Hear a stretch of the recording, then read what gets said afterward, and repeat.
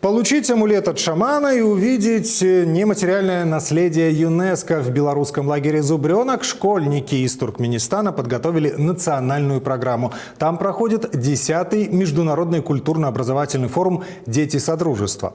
Главные национальные особенности разместили на одном ковре.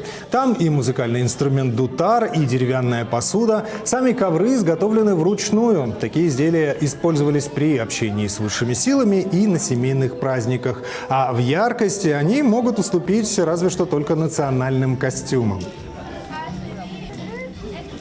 Украшения называются шай, это цепочка, кулокалка – это сережки, юзык – это колечко, и блезик – это, как вы видите, браслет.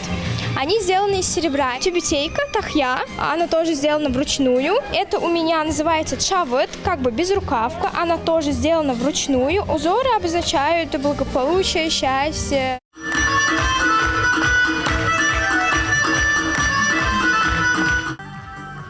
Школьники подготовили национальные танцы. Один из них – старинный кушдыбди. Его до сих пор исполняют на туркменских праздниках. А 8 лет назад танец включили в список нематериального наследия ЮНЕСКО.